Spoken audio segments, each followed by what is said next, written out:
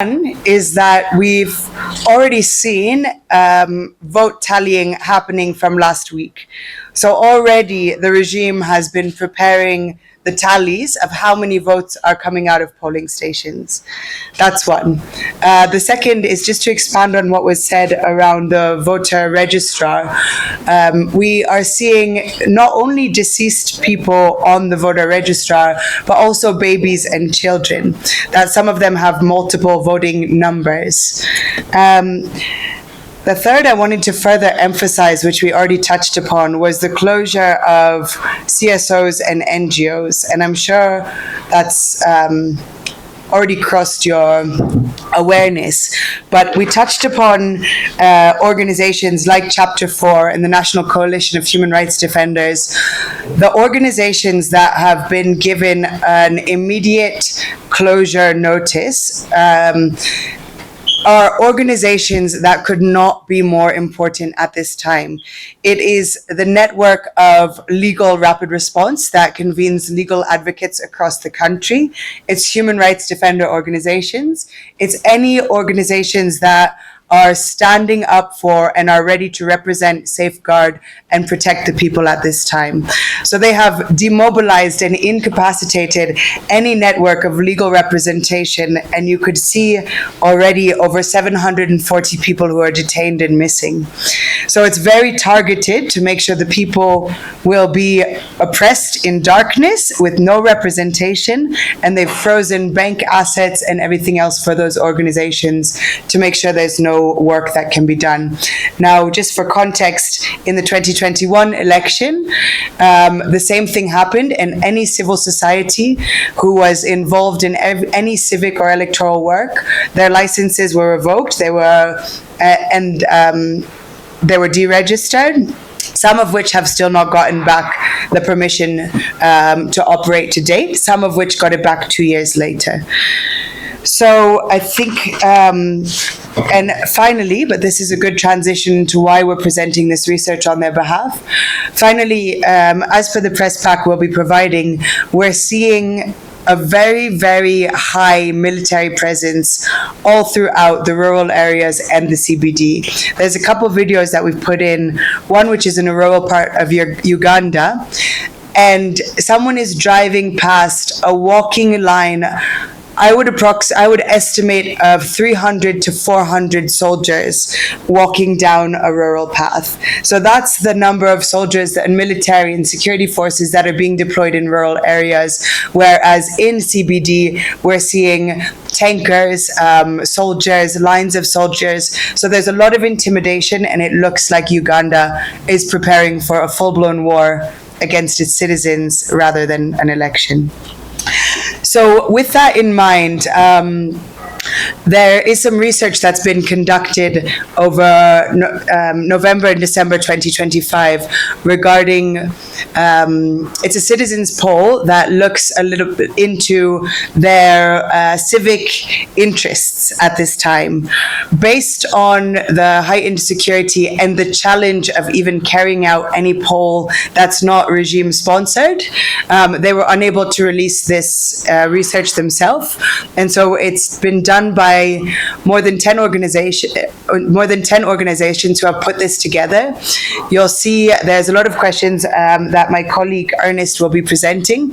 They were unable to ask directly who would you vote for, because they would immediately have been hunted down by security forces by asking those types of questions, because the only polls that are allowed are regime sponsored, and those are coming out showing Museveni in the lead, which we understand is also a tactic when you're already counting votes, sharing polls that are in your favor. We clearly know he is not planning any democratic process. So Ernest will be presenting a summary of that research, after which we'll also share the further report.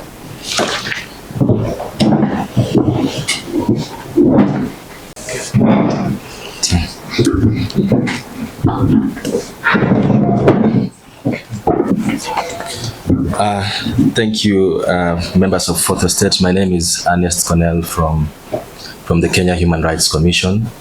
As Manasseh had mentioned, a national survey was done between November 2025 and December 2025 in Uganda, and it reached 3,503 respondents.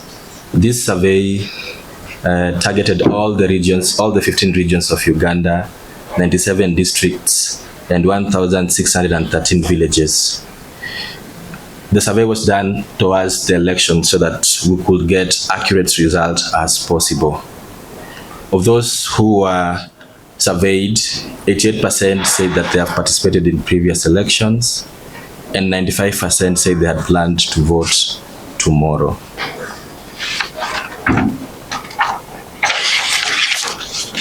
I would like to reiterate that this survey was conducted amid highly restrictive political environment for the 2026 Ugandan election. Since 2021, most of you are aware that there has been a ban of the National Election Watch Uganda, which was a joint election monitoring vehicle the government has systematically criminalized. While state-affiliated groups have released various opinion polls suggesting that the incumbent, Yoweri Museveni, is leading the 2026 race with different degree of percentages ranging from 64 to 80%, there has not been any independent verification of these reports because full data sets have never been made public. Therefore, the lack of transparency regarding these methodologies and raw data suggested to us that these opinion polls were a mere political tool rather than an objective scientific research.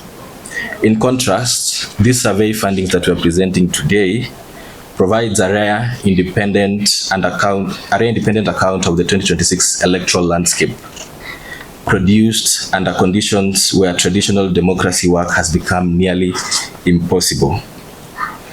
The design and instrument of this research checked voter intention and participation history, satisfaction with governance and service delivery, freedom of political expression, access to election-related information, and confidence in electoral institutions. The margin of error was 2%, and all those who were polled were the age of 18 and above, and therefore were eligible to participate as voters. The determinant for electoral choice in Uganda is shaped by various factors. One of them is a good manifesto. The other one is the need for a change. And the last one is maintaining status quo.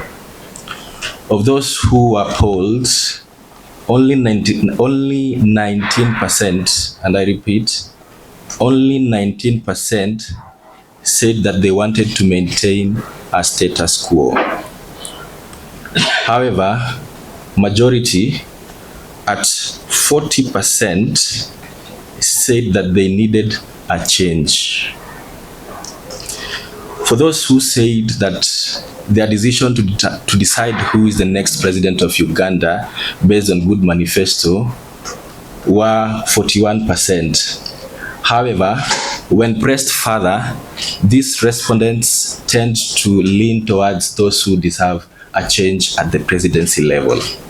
So in summary, this survey found out that only 19% want to retain status quo, in essence that Museveni should continue to stay in power, but at least 40% were saying Museveni must go. 95%, as I earlier mentioned, say they will participate in this election. They have intention to participate in this election. However, considering how the Ugandan regime has militarized this election, chances are that we may see few of them participating in this poll because of the fear that has been instigated by show of force. One key player in this process is the Electoral Commission, and you'll ask yourself, what level of confidence do voters have in their mandate to carry out this election. Of those who are sampled, only 18% say they had high levels of confidence in Ugandan Electoral Commission. And majority at 82% said they do not have, they either have moderate or no confidence in the Ugandan Electoral Commission. That's it, and we'll take questions. The East African community is our only safety and go-to space. If we watch Uganda burn, if we don't say anything, the same will happen to us. And therefore, our call for solidarity and actually our urge for all Africans to really position themselves and reflect on the words of our East African anthem. We really must hold each other to, we must stand in solidarity with each other. Just to speak a little bit about the internet shutdown. Again, this is really a regime that is afraid of the truth coming out. It's a regime that is afraid that citizens' voices will be demonstrated across the social spaces. And so what do? You shut down internet and you deregister organizations 2 days to the elections. It's a very unfortunate situation, but Hussein has just said we're encouraging Ugandans and everyone else in Uganda to utilize every gadget, every opportunity that they have to document, to safeguard data, to safeguard, images, and ensure that the world gets to know. We let it happen in Tanzania where we couldn't get documentation in real time, and it is okay even if you don't get information in real time, but the regime needs to know that at the end of the day, the truth will come out. And so to our Ugandan comrades, you may be under lockup right now, you may be in the dark, but the truth is, East Africa is standing with you. We will continue to hold the space. We are not shy to do that. We are bold to say that we are Africans, we are East Africans, and we will stand with our sisters and brothers. Nothing will keep the information from getting out at the end of the day. For a long time, we have enjoyed the freedoms of our democracy in this country as a nation.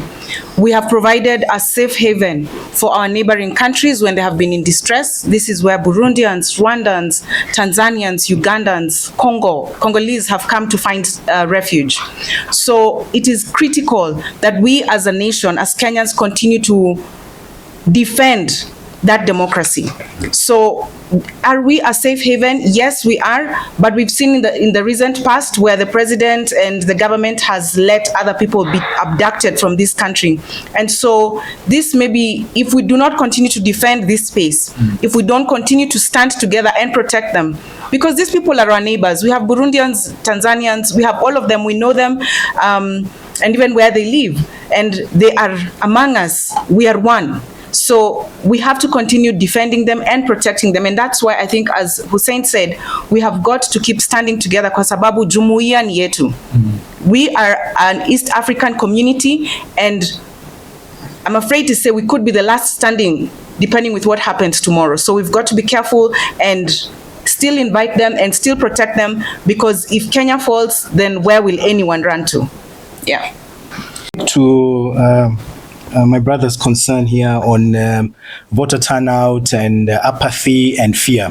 I know that when you shut down the internet, when you limit media freedom, when you infringe on the freedom of expression, it automatically communicates the autocratic regime that wants to silence the masses.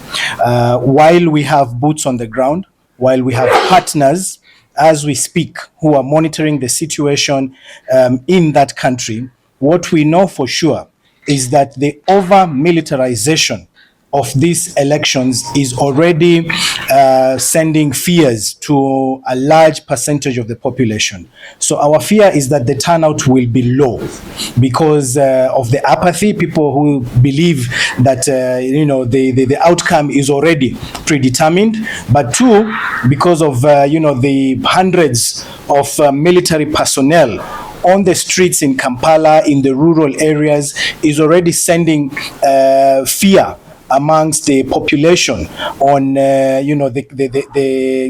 tomorrow's elections. So we are very concerned, but as we said, we want to assure not just Ugandans, but East Africans and Africans in general, that we have people on the ground who are monitoring the situation, who are documenting, getting pictures, getting videos, so that any violations that will be recorded will definitely be acted upon. We are hoping that we will not have another Tanzania, but judging from what is happening presently, we cannot rule that out. There is a very, very high possibility of a Tanzania or even worse in Uganda. And that is why we are here today, to stand in solidarity with Ugandans as African civil society organizations, to say that we have our eyes on Uganda, and we are asking everyone, not just Africa, but also the international community, for the next 48 hours to ensure that they keep their eyes on Uganda to protect lives and property of Ugandans.